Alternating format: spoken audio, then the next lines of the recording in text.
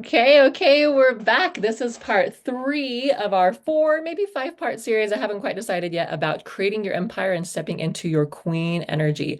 So we've talked about living your dreams and stepping into that balance of the masculine and feminine that is the queen. We've talked about the first pillar of your energy, the importance of the queen's energy, your vibration, your frequency, your mindset, your trust. Now I want to talk to you about your court. So in ancient days, right, a queen had her court and she had her subjects that would come in and petition her for desires or things that they needed. And she had her, oh man, now I'm totally forgetting what the word is, like her ladies in waiting, the people that were just kind of there to show love and support. She had her, in England, they had their prime minister that they would kind of confer with. She might have an advisor, a royal advisor, and I know it seemed like in most of the books and stories and movies, that was always an evil person, but I don't think it was all the time, right? There were these people, not to mention even the household, right? All of the servants, all of the butlers and the maids and the nursemaids and the cooks and the cleaning, like all these people, a huge household that was a part of the queen's environment, her support system. Where is your support system? What support system do you have? Are you trying to do everything yourself, solopreneuing it? Or are you allowing yourself to be supported? I hired my first support team member, admin, staff before I could afford them, before I even knew like how in the world this was going to happen and what was going to go down with it. And like pros and cons to that, right? I'm very much a ready, fire, oh, we forgot to aim type of person. Now, again, pros and cons, but studies show that the most successful people are the people who are willing to jump in and do something and kind of figure it out on the way versus the ones who spend months, weeks, years, decades trying to figure something out before they even do it. The person who has jumped in and figured it on the way is already doing it, already making money, already helping people, already doing all the things, while the other person is still sitting at their computer analyzing and trying to figure things out. Now, we need a balance of both, right? Like, in order to be successful and not end up completely a wreck all the time, it needs a balance of both. And I'm learning to be a better planner, but it is not my innate nature. I am more of like a jump in, let's get this figured out as we go. But you, as a queen, you need support. You need support in your personal life and you need support in your business. So how can you, and it's interesting because you either have time or you either have money is kind of where it seems like we're at with businesses. Either your business is pretty new or it's, not generating a lot of revenue yet. And so you have time, but you don't really have money. And so that's when you're going to be putting more time in and doing the things yourself. But I would highly, highly recommend that as soon as you have a little bit of money, we're going to talk more about this in a minute. As soon as you have any revenue that you're generating from it, put it back into the business by hiring someone to help you. You cannot duplicate you. You only have a certain amount of hours in a day.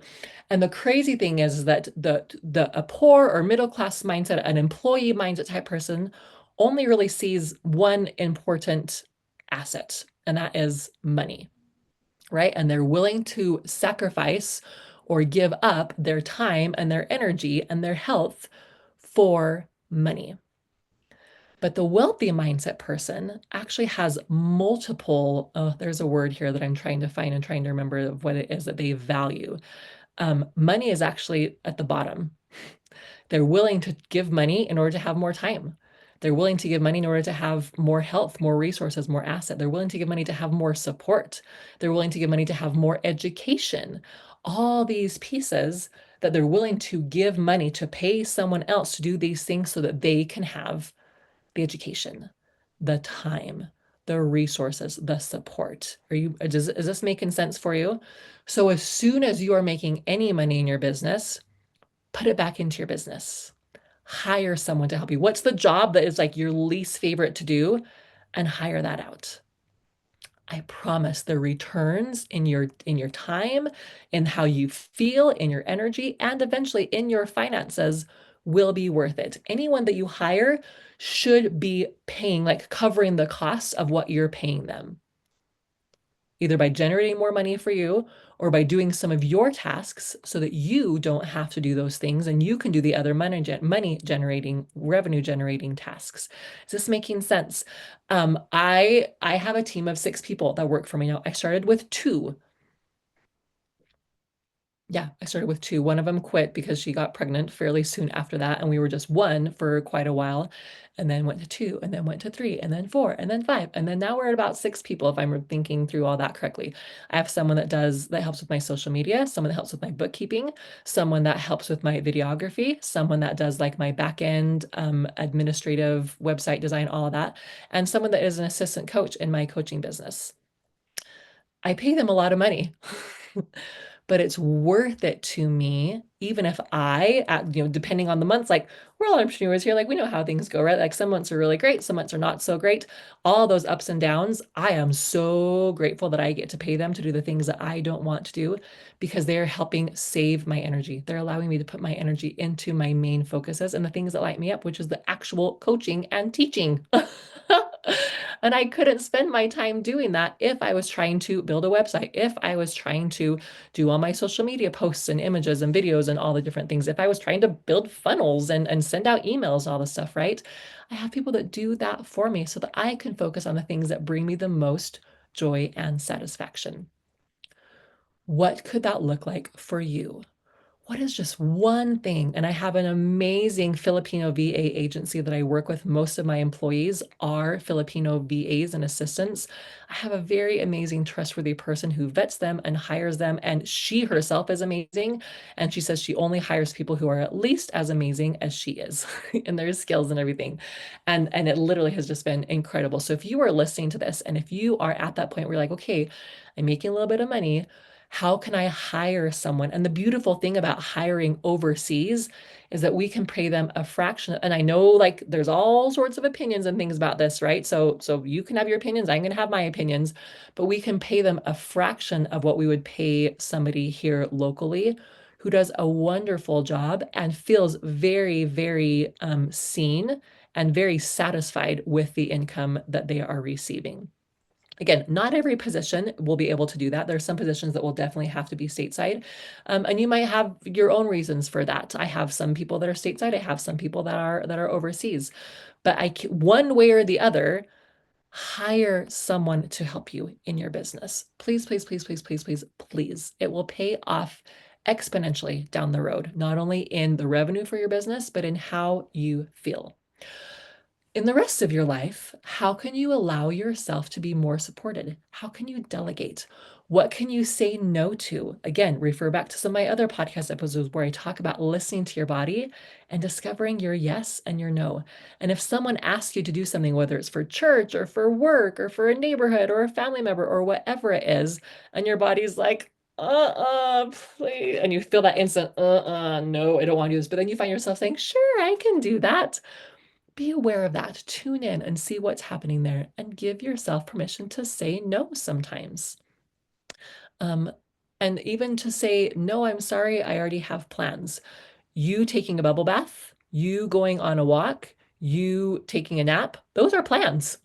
Like you're allowed to say, I have other plans, I'm not available.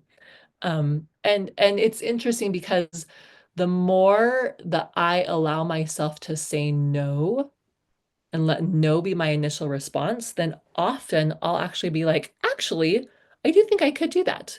Because instead of feeling obligated, I give myself permission to say no. And then actually I go, oh, actually, that would be kind of fun. I'd like to do that. Or that would be enjoyable. Or I do have the energy for that. And 9 times out of 10, I come back and say, actually, I could help you with that. What can I do? How do you need my help?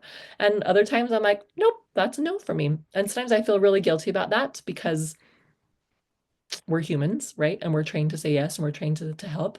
But you will, well, okay, I'll tell this story. I was asked to help out in a church organization, leading the music for our children's organization.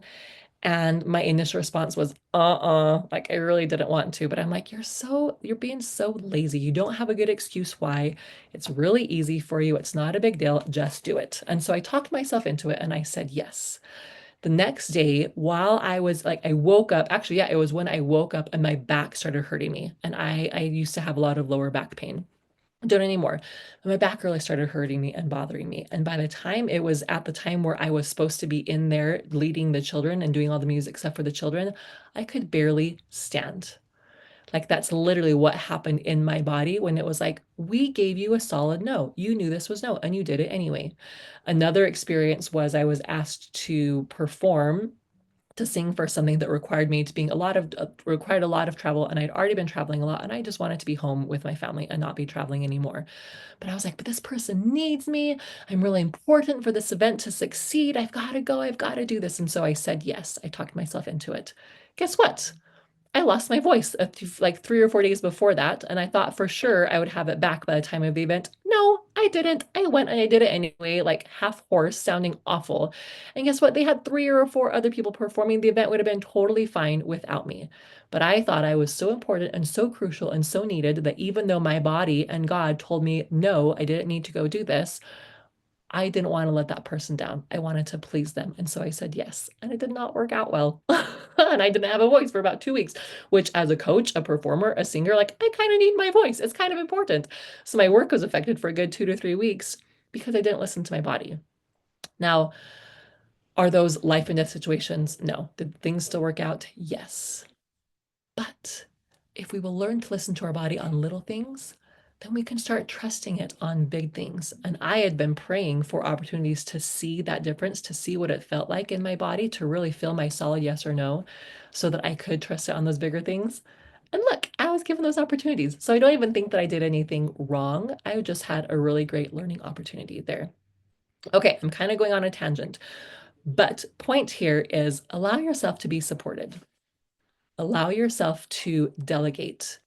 You're not the only one that can do anything. Other people can help us too. Oh, and that was the point I was making with the whole with the leading the children's choir was that me saying yes to this, even though my body and God clearly told me no, I'm actually limiting someone else from having that experience. That might have been something that someone else really needed to experience for their growth and development in their life. So apparently the dog needs to go out. I'm going to let her out. I'm going to finish this episode up. But I want you to remember, trust God, trust the process, trust your body, delegate, and allow yourself to be supported. That is how you step into the next level of being the queen of your empire. Okay, we'll see you on the next one. And until then, you know how this ends.